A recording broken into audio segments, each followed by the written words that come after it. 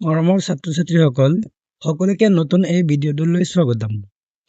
আশা কৰোঁ তোমালোক সকলোৱে ভালে আছা। আমি আজিকে আৰম্ভ কৰিম ত্ৰিকোণমিতিৰ পৰিচয়। ঠিক আছে, ক্লাছ 10ৰ ত্ৰিকোণমিতিৰ পৰিচয় অষ্টম অধ্যায়। এতিয়া চোৱা, প্ৰথমতে আমাৰ জানিব লাগিব কি ত্ৰিকোণমিতি বস্তুটো কি।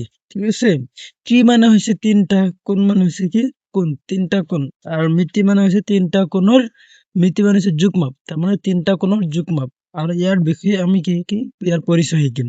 ঠিক আছে, তিনিটা কোণৰ যুগ্মাপৰ পৰিচয়বোৰ আমাৰ কিদৰে কৰা হয়, কেনেকে কৰিব লাগে, ক'ত কি কৰিব লাগে, এতিয়া A to Z মই এইটো চেপ্টাৰত তোমালোকক পঢ়াম। ঠিক আছে, সকলোৱে তোমালোকে মোৰ এই প্ৰথমৰ পৰা শেষলৈকে তোমালোকে চাই থাকিবলৈ চেষ্টা কৰিবা।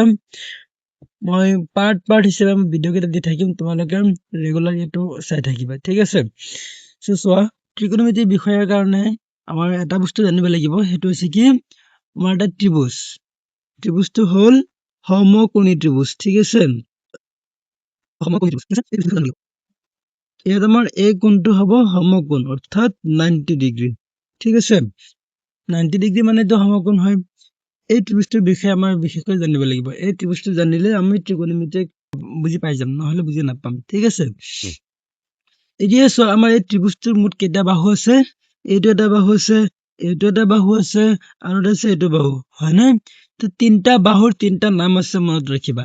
ঠিক আছে, প্ৰথম তলত যিটো বাহু আছে, এই বাহুটোৰ নাম হৈছে ভূমি। ভূমি। এইফালে থিয় হৈ যিটো বাহু আছে, সেই বাহুটোৰ নাম হৈছে লম্ব। লম্ব। আৰু আমাৰ পথালিকা নহয়, যেনেকে বেকা হৈ যিটো বাহু আছে, ইয়াৰ নাম হৈছে অতিভুজ।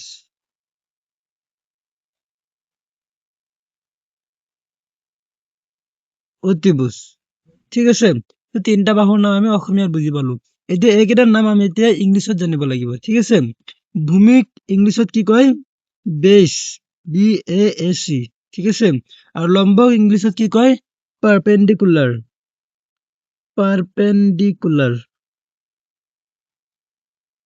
পাৰপেণ্ডিকুলাৰ।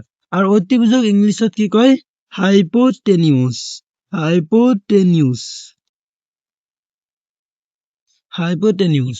ঠিক আছে, আৰু এই ভূমিক সাধাৰণতে অকল বিৰে বুজায়। ঠিক আছে, পাৰপেণ্ডিকুলাৰক পিৰে বুজায়।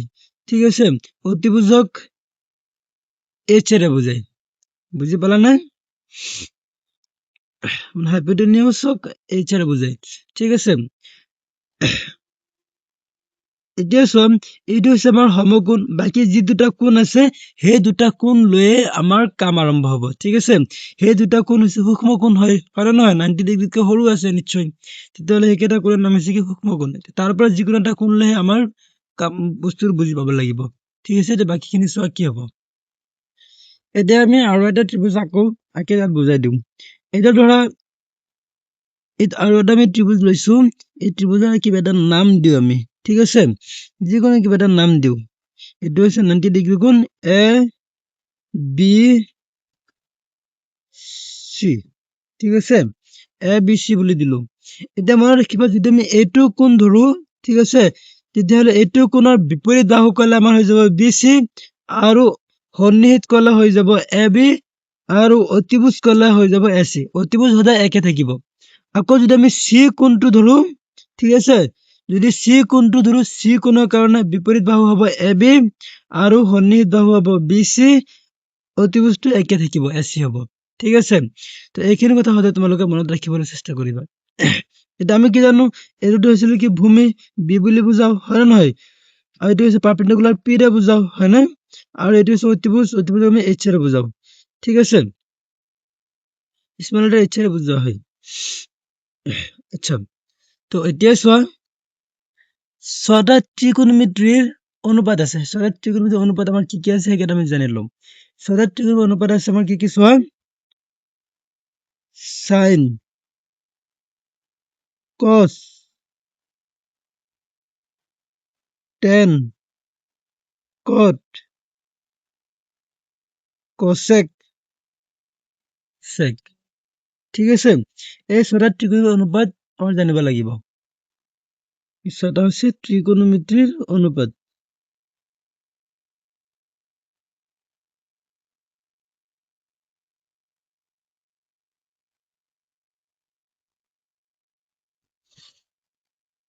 অনুপাত। ঠিক আছে, এতিয়া এইকেইটা বস্তু আচলতে কি হয় বা আমি কিদৰে কৰিম, এতিয়া এইকেইটা তোমালোকে বুজিবলৈ চেষ্টা কৰিবা। এতিয়া এইটো ত্ৰিভুজৰ লগত আমি মিলাই কৈছো, ঠিক আছে, মানে যোনটো ত্ৰিভুজ দিয়া থাকিব তাৰ লগত মিলাইহে সিহঁতৰ মানকেইটা হব। এই ধৰি লোৱা এইটো ত্ৰিভুজৰ পৰা আমি এ কোণটোকে ধৰিছো, কোনটো কোণ, এ কোণ, ঠিক আছে। তে এই এ কোণৰ বাবে এইকেইটাৰ মান আমি উলিয়াম। তাৰমানে এই এ কোণটোৰ মান কি, তাত আমি থিতা দিলে মানটো থিতা দিলে দিব পাৰো বা এ দিলেও দিব পাৰো, ঠিক আছে। থিতা আৰু এ সদায় মনত ৰাখিবা একে হব। এতিয়া ধৰি লোৱা আমি চাইন এ উলিয়াম। চাইন এ মানে আমাৰ কিমান হব, সদায় মনত ৰাখিবা চাইন এৰ অনুপাতৰ সূত্ৰটো হৈছে কি, বিপৰীত বাই অতিভুজ।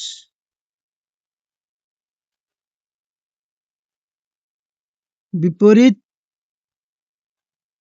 বাহু বাই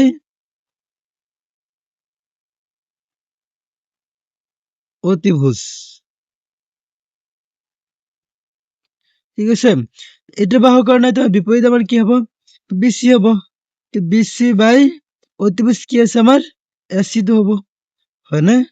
আৰু বিচি মানে আমি কি জানো, এইটো তো হেৰি ক্ষেত্ৰত, এইটো কোন ক্ষেত্ৰত, এই বিচিটো বাহু হেৰি কি হৈ আছে আমাৰ, পি বাই আৰু এ বি কি সেইটো কি হৈছে আমাৰ এইচ, পি বাই এইচ হৈ আছে, হয়নে? এতিয়া কচৰ ক্ষেত্ৰত এ কোণৰ বাবে কচ এ আমাৰ কি হব চোৱা, সন্নিহিত বাহু।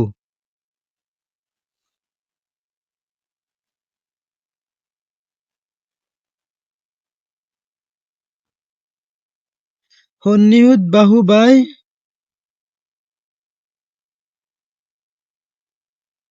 অতিভুজ। এইটো সন্নিহিত বাহুটো আমাৰ কি আছে, এ কোণ যিহেতু লৈছো, হয় নে নহয়, এ কোণৰ কাৰণে সন্নিহিত বাহু আমাৰ এ বি হব। তেতিয়াহলে আমি কি লিখিম, এ বি বাই অতিভুজটো সেইটোৱে হব, কি হব আমাৰ এ চি। এতিয়া এ বিৰ আমি কি বুলি বুজো, বি, আৰু এ চিটো আমাৰ কি হয়, এইচ হয়, তাৰমানে বি বাই এইচ, ঠিক আছে। নেক্সট আছে কি আমাৰ টেন। টেন এ আমাৰ কিমান হব, এ কোণৰ বাবে টেন কিমান হব, ঠিক আছে। এ কোণৰ বাবে টেন কিমান হব আমাৰ,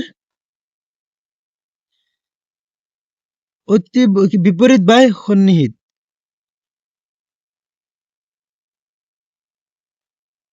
বিপৰীত বাহু বাই সন্নিহিত, ঠিক আছে। বিপৰীত বাহু আমাৰ কি আছে, মানে সন্নিহিত বাহু, আৰু এতিয়া বিপৰীত বাহু আমাৰ কি আছে, বিচি হব। বিচি বা সন্নিহিত আমাৰ কি আছে, এ বি। বিচি মানে কিমান আছে আমাৰ, পি বাই বি, ঠিক আছে। এ বি মানে বি। কট, কট এ আমাৰ কিমান হব, মনত ৰাখিবা কটটো সদায় টেন এৰ প্ৰতিক্ৰম হব। তাৰমানে কি হৈ যাব, সন্নিহিত বাই টেন কি আছিলে আমাৰ, বিপৰীত বাহু বা সন্নিহিত, হয় নে নহয়? ইয়াৰ প্ৰতিক্ৰম কি হৈ যাব আমাৰ, সন্নিহিত বাই বিপৰীত, এইটোৱে হব, হয় নে? তাৰমানে A B by A C, A B by A C মানে আমাৰ কিমান হব, বি বাই পি, ঠিক আছে। নেক্সট আছে আমাৰ কি, কচেক। কচেক এ কোণৰ বাবে কচেক আমাৰ কি হব, কচেকটো আমাৰ হব এই চাইন যিটো আছে ইয়াৰ বিপৰীত, ঠিক আছে। ইয়াৰ প্ৰতিক্ৰম মানে কিমান হৈ যাব, এইটো কি আছে আমাৰ বিপৰীত বাহু বা অতিভুজ।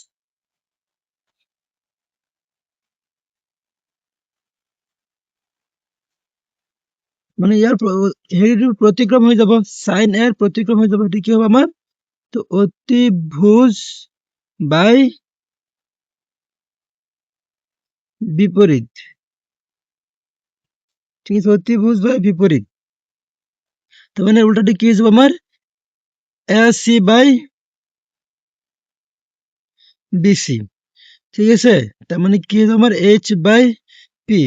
তাৰপিছত চোৱা আমাৰ কি হ'ব, নেক্সট আছে sec। sec a equal to কিমান হ'ব, এইটো হ'ব আমাৰ এই cos যিটো আছে ইয়াৰ উল্টাটো, তো cos a আমার কি আছে সন্নিহিত বাহু বাই অতিভুজ, তারপর অতিভুজ বা সন্নিহিত sec a ইকুয়াল টু কি হবো অতিভুজ বাই সন্নিহিত equal to HC by AB equal to H by B। ঠিক আছে, তো এই ছয়টা বস্তু তোমালোকে জানিব লাগিব, বুজি পাইছানে? এই ছয়টা বস্তু হৈছে আটাইতকৈ ইম্পৰ্টেণ্ট বস্তু। সদায় মনত ৰাখিবা আমাৰ এই বিপৰীত বাহু বা অতিভুজ সন্নিহিত বা অতিভুজ বিপৰীত বা সন্নিহিত এইকেইটা বস্তু বিশেষকৈ জানিব লাগিব।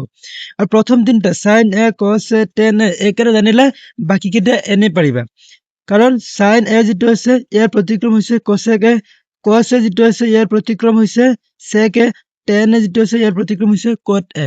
বুজি পাইছা? এইখিনি তোমালোকে জানিলে হৈ যাব। ঠিক আছে, সেইকাৰণে এই তিনিটা যেতিয়া তোমালোকে জানিবা বাকী তিনিটা এনে তোমালোকে পাই যাবা। ঠিক আছে, নেক্সট চোৱা। এতিয়া আমি কি কৰিম, মনত ৰখাৰ কাৰণে আমি এটা ব্যৱস্থা উলিয়াম। আৰু মনত আমি কিদৰে ৰাখিম চোৱা। তাৰ কাৰণে আমাৰ প্ৰথম তিনিটা আমি কৈছোৱে যে প্ৰথম তিনিটা যদি আমি জানো বাকী তিনিটা এনে পাই যাম, হয় নে নহয়? আচ্ছা, তেতিয়াহ'লে প্ৰথম লিখি লওঁ যে কোনটোৰ প্ৰতিক্ৰম কি হয়। ঠিক আছে, অনুপাত আৰু প্ৰতিক্ৰম অনুপাত, অনুপাত আৰু কি হ'ব আমাৰ প্ৰতিক্ৰম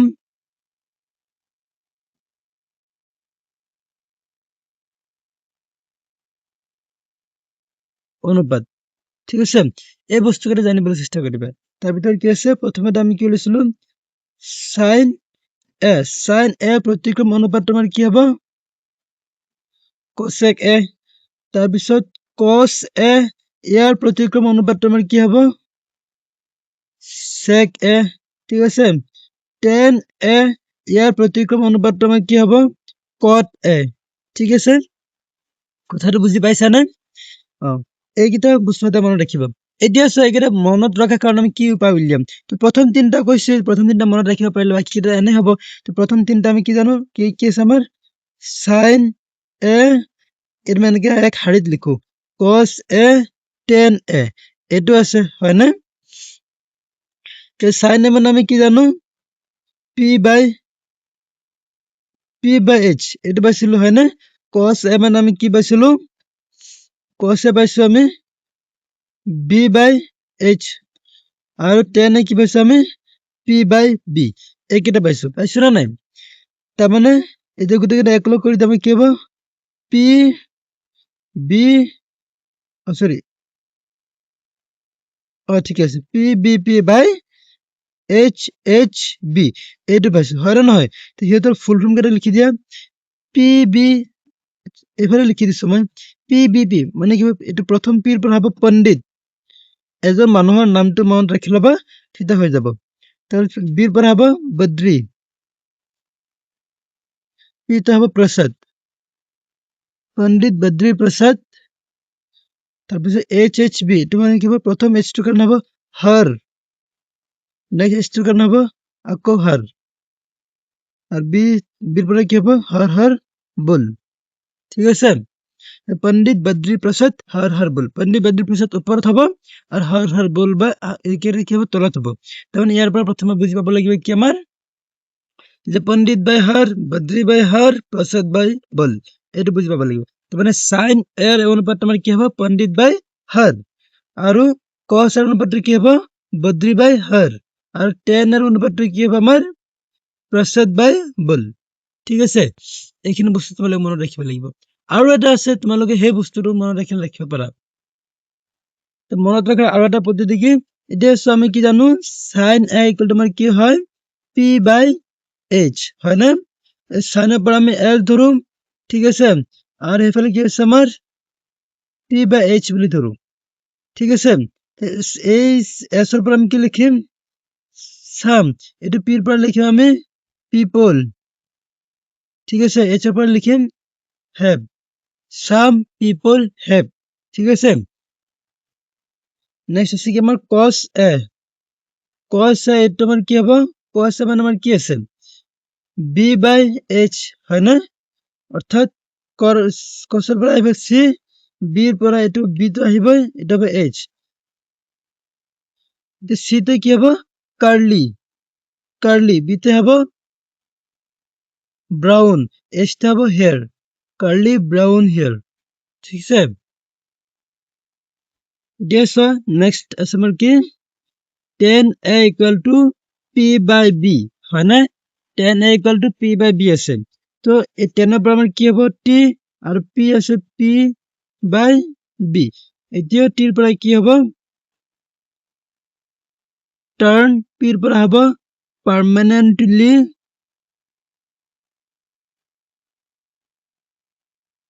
black turn permanently black ঠিক আছে এটোৱে তো তিনটা বস্তু কি মনত ৰাখিব লাগিব some people have ইয়াৰ পৰা আহিব মানে কি sin a equal to people কি sin a equal to p by h আৰু cos a ইয়াৰ পৰা কি আমাৰ curly brown hair তাৰ মানে cos a equal to b by h আৰু tan a equal to কি হয় turn permanently black তাৰ মানে tan a equal to কি হ'ব p tan a equal to কি হ'ব p by b ঠিক আছে তাহাকো তোমালোকে এইখিনি বুজি পালা একে দুটা পদ্ধতি দিছো তোমালোক মনত ৰখাৰ কাৰণে যোনটো তোমালোকৰ কাৰণে এটা সুবিধা হয় তোমালোকে হেতুৱে মনত ৰাখিবা প্ৰথমতে যেটো দিছো মোৰ মতে হেতু সুবিধা হ'ব লাগে বা বেছি সহজ হ'ব লাগে তোমালোকৰ মনত ৰখাৰ কাৰণে কাৰণ এজন মানুহৰ নামটো মনত ৰাখিলে হ'ল যে পণ্ডিত বদ্ৰী প্ৰসাদ হৰ বল ঠিক আছে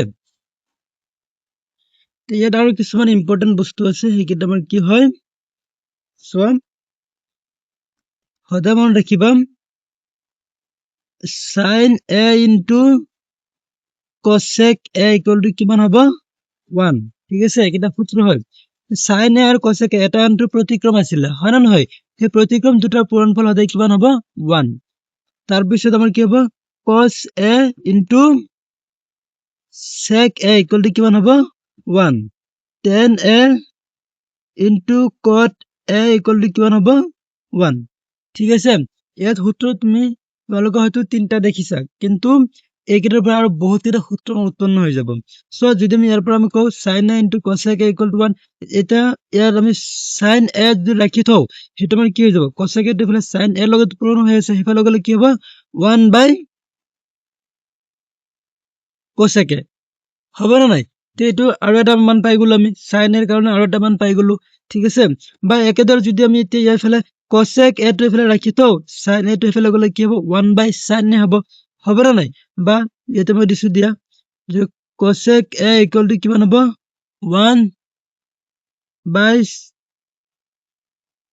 sin a এইটো হৈ যাব হ'ব না নাই ঠিক একেদৰে একেটাৰ পৰা তোমালোকে এনেকে লিখি ল'ব পাৰিবা তো মানে এটাৰ পৰা চোৱাৰ কেইটা সূত্ৰ আহি আছে তো ত্ৰিকোণমিতি বস্তুটো এনেকুৱা যে এটা সূত্ৰই বিভিন্ন অকাই পকাই মানে বেলেগ বেলেগ সূত্ৰ হৈ যায় বুজি পাইছা ঠিক সেই টেকনিকটো তোমালোকে যদি এবাৰ জানি লোৱা তেতিয়া তোমালোকৰ কাৰণে ত্ৰিকোণমিতি একদম সহজ হৈ যাব বুজি পাইছা এইকেইটা সূত্ৰৰ উপৰিও আৰু দুটা বস্তু এটা জানিবলৈ চেষ্টা কৰিবা আমি কি জানো আমাৰ কি আছিলে tan a আছিলে হয় না নহয় এই tan a ক আমি এইদৰে বুজাব পাৰো কিদৰে যে sin a by cos a ঠিক আছে তাৰ পিছত আকৌ আমি ইয়াৰ পৰা এইটো বুজাব পাৰো যে cot a যিটো আছে cot a equal to কিমান হ'ব আমাৰ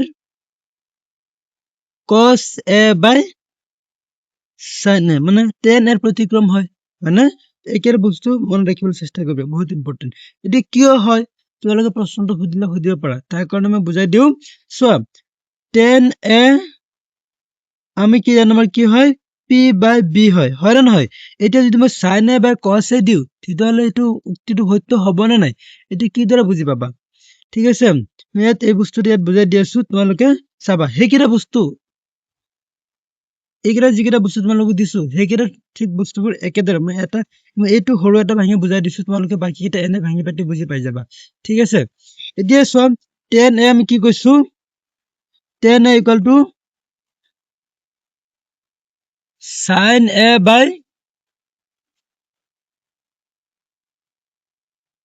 cos a এতিয়া sin a আমাৰ কি হয় sin a মানে কি পাইছিলো p by h হয় না আৰু cos a কি পাইছিলো b by h ঠিক আছে এইকেইটাৰ পৰা কি লিখিব পাৰো আমি p by h into যেতিয়া p by h আমি into লিখিম তেতিয়া b by h টো কি হৈ যাব এইটো উল্টা হৈ যাব h by b হৈ যাব হ'ব না নাই h আৰু h কটাকটি যাব এইটো h টো পূৰণ হৈছে এইটো h হৰণ হৈ আছে হয় না নহয় কটাকটি কি থাকিব অকল